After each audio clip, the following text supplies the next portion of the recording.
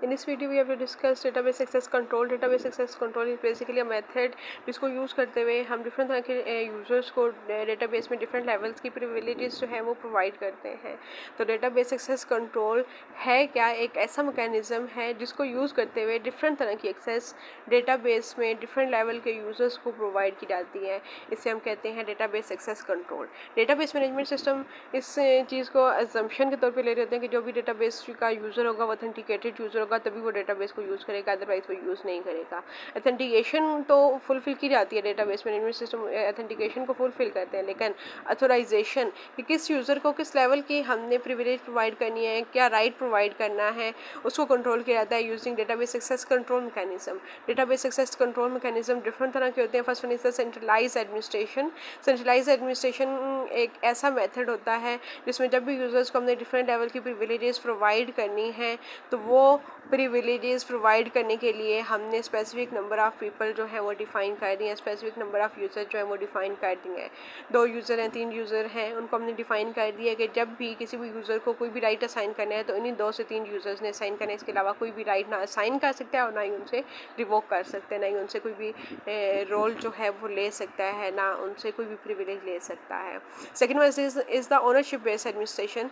एक ऐसा मेथड जिसको यूज़ करते हुए डेटाबेस मैनेजमेंट सिस्टम हर एक डेटाबेस का ऑब्जेक्ट, डेटाबेस का जो भी ऑब्जेक्ट होता है, चाहे वो कोई भी टेबल है, चाहे वो कोई भी व्यू है, उसका जो क्रिएटर होता है जिसने वो टेबल क्रिएट किया है, उसको ये राइट देता है कि वो खुद से उस टेबल के ऊपर, उस व्यू के ऊपर डिफरेंट यूज़र्स को राइट प्रोवाइड करे. डिफरेंट यूज़र्स को डिफरेंट लेवल्स के राइट्स प्रोवाइड करने के लिए वो ओनर जो है वो इस चीज़ को कंट्रोल करेगा कि किस लेवल के यूज़र को कौन कौन सी एक्सेस प्रोवाइड करनी है. Last one is the decentralized administration.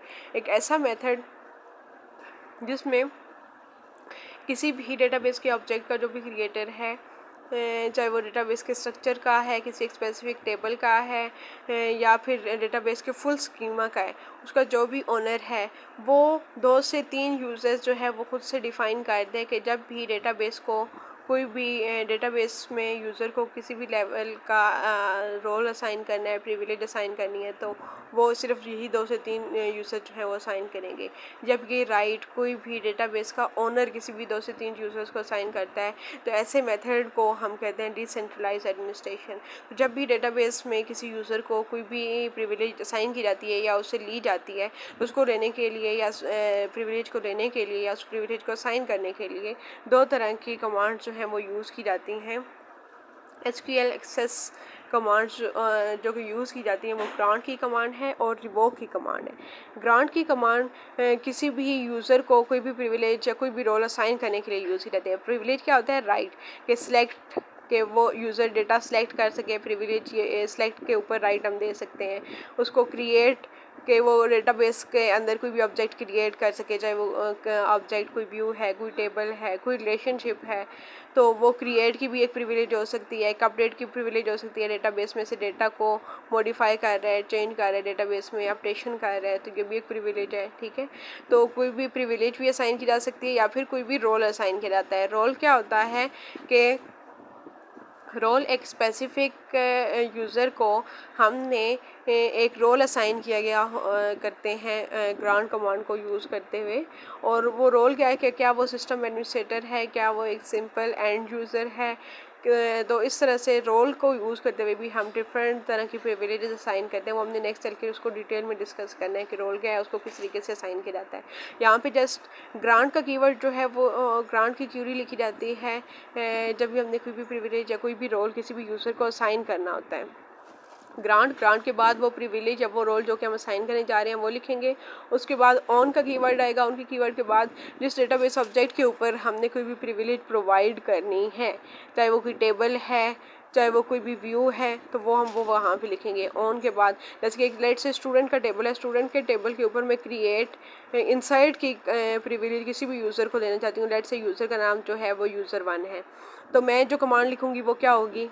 Grant अब प्रिविलेज जो मैंने इंसर्ट की देनी थी तो वो मैं अब यहाँ पे लिखूँगी, ग्रांट इंसर्ट ऑन स्टूडेंट के टेबल पे देना चाहती हूँ तो ऑन के बाद स्टूडेंट टेबल का नाम आ जाएगा, ठीक है। तो ऑन स्टूडेंट टू के बाद मैं उस यूज़र का नाम लिखूँगी, किस यूज़र को मैं ये प्रिविलेज असाइन करने जा रही हूँ। लेट्स से वो यूज़र 1 है तो 2 के बाद मैं लिख दूँगी यूज़र 1। उसके बाद आइडेंटिफाइड बाय, उस यूज़र 1 का जो भी पासवर्ड होगा आइडेंटिफाइड बाय के बाद वो वाला पासवर्ड लिखूँगी, ठीक है। अगर मैं इतनी सिंपल कमांड लिख देती हूँ तो इसका क्या मतलब है कि यूज़र 1 को मैंने ये परमिशन दे दिया, मैंने ये प्रिविलेज दे दिया है कि वो डेटाबेस में कुछ भी इंसर्ट कर सकता है, सॉरी डेटाबेस के स्टूडेंट के टेबल में कुछ भी इंसर्ट कर सकता है। लेकिन अगर मैं उसके बाद ये भी लिखती हूँ with grant option, with grant option का क्या मतलब है कि मैंने उसे ये राइट भी दे दिया है कि वो ये वाला राइट खुद से नेक्स्ट किसी भी दूसरे बंदे को ये वाला राइट दे सकता है कि वो इस स्टूडेंट के टेबल के ऊपर नया डेटा जो है वो इंसर्ट कर सकता है। अगर मैं विद ग्रांट ऑप्शन नहीं देती तो वो खुद से किसी भी यूज़र को कोई भी राइट असाइन नहीं कर पाएगा। रिवोक की कमांड क्या करती है, revoke command is basically use to basically take access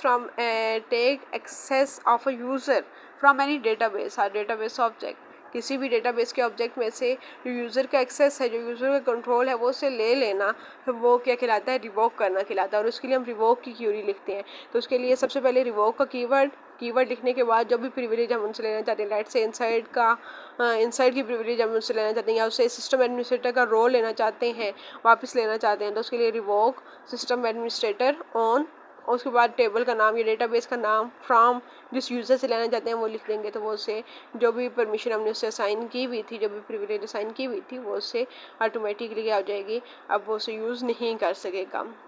access rights जो कि हम प्रोवाइड कर सकते हैं इस ग्रांट एक्सेस को यूज़ करते, ग्रांट की क्यूरी को यूज़ करते हुए जो एक्सेस राइट्स हम इससे ले सकते हैं रिवोक की क्यूरी को यूज़ करते हैं वो कौन कौन से हैं, select, insert, update, delete, references.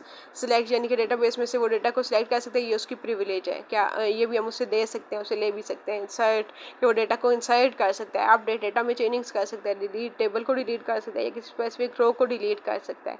References का कीवर्ड यूज़ होता है दो टेबल्स के दरमियान रिलेशनशिप डिफाइन करने के लिए, प्राइमरी की फॉरेन की रिलेशनशिप।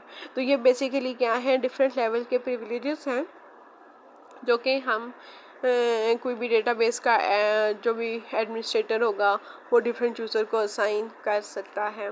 तो जब भी अथोराइजेशन प्रोवाइड की जाती है डिफरेंट तरह के यूज़र्स को, तो वो दो तरह की होती है, या वो डिस्क्रिशनरी एक्सेस कंट्रोल होता है या फिर वो role based access control. Discretionary access control एक ऐसा मेथड है जिसमें हम 1 बाय 1 हर यूज़र को एक एक राइट प्रोवाइड करते हैं, जो राइट हमने उन्हें प्रोवाइड करना होता है वो हम उसको 1 बाय 1 प्रोवाइड करते हैं। जैसे कि लेट्स से यूज़र 1 है, उसको मैंने इनसाइड का जो है डेटा किसी स्टूडेंट का टेबल है उसके ऊपर इनसाइड की प्रिविलेजेस प्रोवाइड करनी है, तो मैं उसके लिए ग्रांट की क्यूरी लिखूंगी। फिर यूज़र 2 है, उसको कोई देनी है तो फिर उसके लिए नेक्स्ट क्यूरी लिखूंगी। यूज़र 3, तो इस तरीके से हर एक को मैं अलग अलग से प्रिविलेजेस असाइन करती रहूँगी। तो इसे कहते हैं डिस्क्रिशनरी एक्सेस कंट्रोल, कि हम हर एक यूज़र को एक्सेस जो है वो प्रोवाइड कर रहे हैं 1 बाय 1। और सेकंड मेथड जो होता है वो होता है role based access control. Role based वो नेक्स्ट देखते हैं, ये नेक्स्ट स्लाइड में कैस्केडिंग अथोराइजेशन। कैस्केडिंग अथोराइजेशन क्या है कि हम एक यूज़र को कोई भी राइट असाइन कर रहे हैं तो साथ में ही हम उसे ये भी असाइन कर रहे हैं कि वो नेक्स्ट किसी भी यूज़र को ये वाला राइट दे सकता है। जैसे कि अब इसमें फॉर एग्जांपल एन एक यूज़र है, उसको मैंने कोई भी राइट प्रोवाइड किया है, उसको साथ में मैंने ये भी राइट प्रोवाइड किया है कि वो यही राइट जो मैंने उसे प्रोवाइड किया वो नेक्स्ट किसी भी यूज़र को दे सकता है। तो अब उसने t=10 यानी कि टाइम 10 पे उसने कोई राइट बॉब को असाइन किया है, क्रिस को असाइन किया है, फिर क्रिस ने डेविड को असाइन किया है, बॉब ने भी डेविड को कोई राइट असाइन किया, डेविड ने मजीद एलन और फ्रैंक, और इसी तरीके से वो डिफरेंट लेवल की जो एक्सेस है वो डिफरेंट यूजर्स को प्रोवाइड की जा रही है।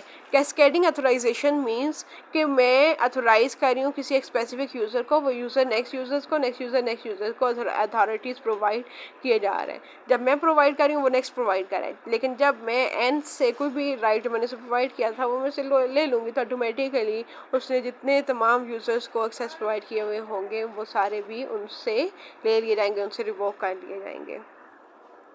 अच्छा, first one was the discretionary access control, जिसको यूज़ करते हुए हम एक्सेस प्रोवाइड करते हैं किसी भी यूज़र को। Second is the role based access control. Role based access control का मोस्टली यूज़ किया जाता है क्योंकि जब भी कोई सिस्टम होता है तो सिस्टम को यूज़ करने वाले यूज़र जो होते हैं वो सम टाइम मिलियंस में होते हैं। तो अब हर एक यूज़र को हम जाके अलग अलग राइट तो प्रोवाइड करने से रहे, तो फिर उससे बचने के लिए क्या किया जाता है, एक रोल पहले डिफ़ाइन कर दिया जाता है और जब भी कोई यूज़र होता है तो हम उसको सिंपली रोल प्रोवाइड कर देते हैं। तो उस रोल के अंदर जितनी प्रिविलेजेस हमने डिफ़ाइन की हुई होती हैं वो ऑटोमेटिकली उस स्पेसिफिक यूज़र को असाइन हो जाती हैं। तो डेटाबेस मैनेजमेंट सिस्टम बेसिकली जब भी यूज़ करते हैं तो वो mostly role based access control method को यूज़ करते हैं। तो अब हमारे पास डेटाबेस यूज़र्स कितनी तरह के हैं, कितनी तरह के रोल्स जो हैं वो हम असाइन करते हैं, वो 3 होते हैं। एक application owner, end user, or administrator. Application owner is basically the user who has created a specific application, who has created the database of this application। किसी भी एप्लीकेशन का डेटाबेस इसने डिज़ाइन किया है, इसी ने डेटाबेस को डेवलप किया है। डेटाबेस में जितने टेबल्स हैं, टेबल्स में कितने एट्रीब्यूट्स हैं, हर एट्रीब्यूट में किसी दूसरे टेबल मौजूद किसी दूसरे एट्रीब्यूट के साथ जो रिलेशनशिप है, रिलेशनशिप डिफाइन करना वो एप्लीकेशन ओनर का काम है। तो मैंने एक रोल डिफ़ाइन कर दिया एप्लीकेशन ओनर। एप्लीकेशन ओनर का एक रोल डिफ़ाइन कर दिया जाए, उसके बाद उसको तमाम प्रिविलेजेस जो कि मैंने इसको प्रोवाइड करनी है एप्लीकेशन ओनर को, वो तमाम प्रिविलेजेस इसको प्रोवाइड कर दी जाती हैं। रोल क्रिएट किया, प्रिविलेजेस जो कि उस रोल को देनी है वो दी, और थर्ड मेथड क्या, थर्ड जो स्टेप होता है वो क्या होता है कि रोल जो मैंने डिफाइन कर दिया एप्लीकेशन ओनर का वो मैं एक स्पेसिफिक यूज़र को दे दूँ। तो वो उस रोल जब एक स्पेसिफिक यूज़र को मिलेगा तो ऑटोमेटिकली जो इतनी प्रिविलेजेस मैंने उसे दी हुई होंगी वो ऑटोमेटिकली उसे मिल जाएंगी उस यूज़र को। तो जिस यूज़र को मैं एप्लीकेशन ओनर का राइट दूँगी, रोल दूँगी, उसको वो तमाम प्रिविलेजेस मिल जाएंगी। Okay, next one is the end user. End user एक ऐसा यूज़र होता है जिसने उस सिस्टम को यूज़ करना है, उस डेटाबेस को यूज़ करना है। लेट्स से एक यूनिवर्सिटी की वेबसाइट है, वेबसाइट को यूज़ करने वाला कोई भी टीचर हो सकता है, कोई भी स्टूडेंट हो सकता है, या फिर पब्लिकली कोई भी पर्सन हो सकता है। तो ये तमाम क्या होते हैं, एंड यूज़र्स, जिन्होंने उस डेटाबेस को यूज़ करना है, उस सिस्टम को यूज़ करना है, उस वेबसाइट को यूज़ करना है, वो उसका एंड यूज़र कहलाएगा।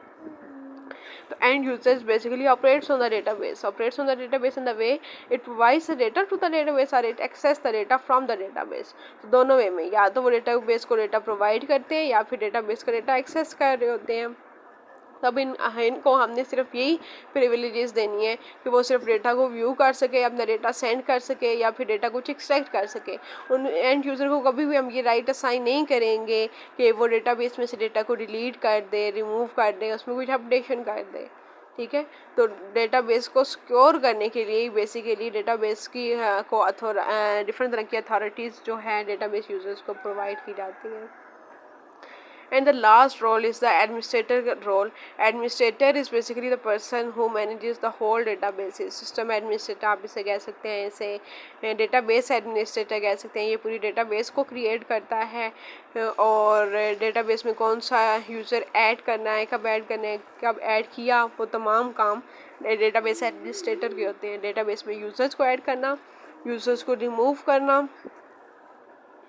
इसके अलावा यूज़र्स को राइट्स असाइन करना, डिफरेंट रोल्स असाइन करना, वो सिस्टम एडमिनिस्ट्रेटर के अंडर होता है।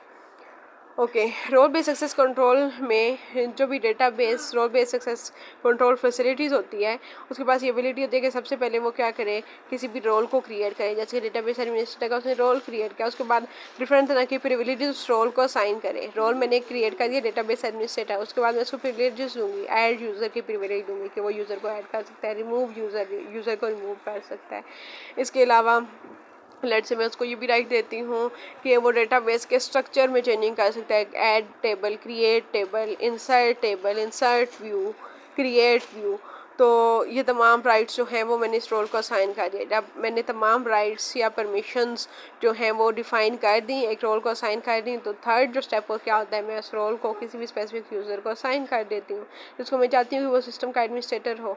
तो ये लास्ट स्टेप होता है जिसमें हम डेटाबेस के यूज़र को एक रोल असाइन कर देते हैं।